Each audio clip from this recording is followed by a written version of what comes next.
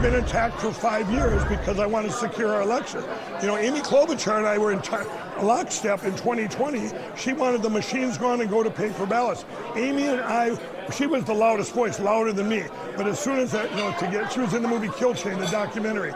Amy wanted the machines gone. She named them. So did all the Democrats. Now, when I get there after 2020, what did I do? I spent $80 million all over this country trying to secure our election. What did Amy do? She turned her back on that fraud, went out to Washington, brought back, I don't know, $9 billion, and had it shipped off to Somalia. Amy, I'm sorry, you should follow the money. You're not a good steward of money. That was Trump-backed businessman and conspiracy theorist Mike Lindell, founder of MyPillow, who failed to get the Republican nomination in the Minnesota's governor race. CNN projects State House Speaker Lisa DeMuth will win the Republican nomination. She will now face off against U.S. Senator Amy Klobuchar, who we just talked about there. Ran essentially unopposed for the Democratic nomination in terms of the big heavyweights of Minnesota. She kind of cleared the field of them. Meanwhile, CNN also projects Minnesota Lieutenant Governor Peggy Flanagan will be the Democratic nominee for U.S. Senate. This race was closer, the progressive defeating centrist U.S. House Democrat Angie Craig. Let's go live now to Minneapolis and Minnesota Star Tribune reporter Allison Kite joining us live. Thanks so much for being with us. Thanks for having me. Let's hear from Amy Klobuchar, the Democratic nominee for governor. While the Republicans are still deciding their nominee, it has appeared for a while that this race has come down to two candidates. Mike Lindell, as you know, is Donald Trump's guy, and Lisa DeMuth. You may have seen her advertisements recently, lots of them.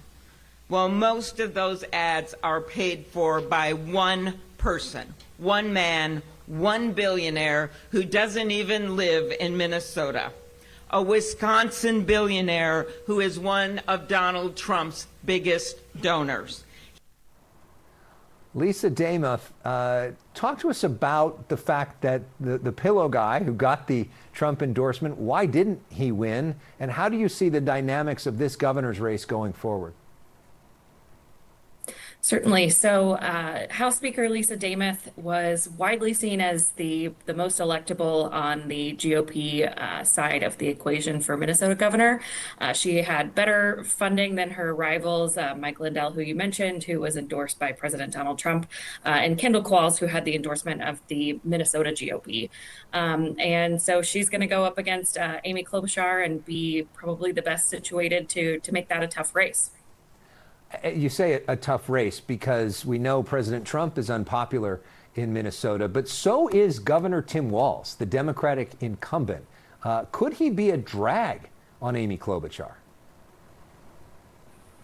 You know, I think Senator Klobuchar is well positioned to kind of separate herself from the Walz administration's biggest political liability, which is fraud in social services programs in Minnesota.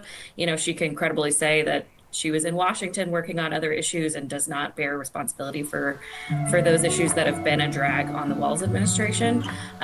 You know, but I think that there could be folks who are ready to hand over leadership from Democrats to Republicans in Minnesota. But I think Senator Klobuchar is going to be a formidable candidate.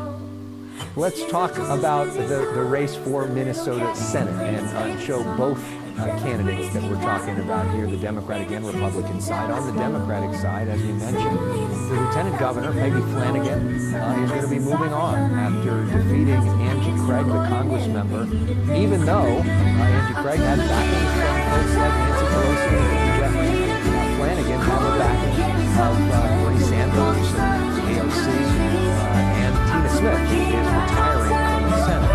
On the Republican side, Michelle Tafoya, who a lot of folks remember as a sports broadcaster, sideline reporter on NBC Sports for years, doing Sunday Night Football. She's now moving on. How do you see the dynamics of this particular race?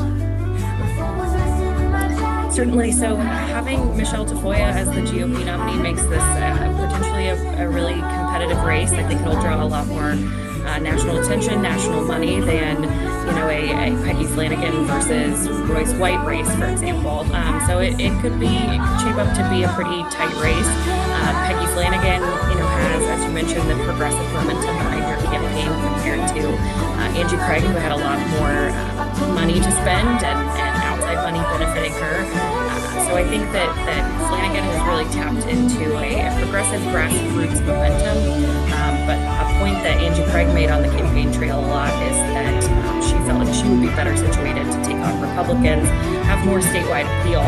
So it could be a tight race between Tafoya and Flanagan. And if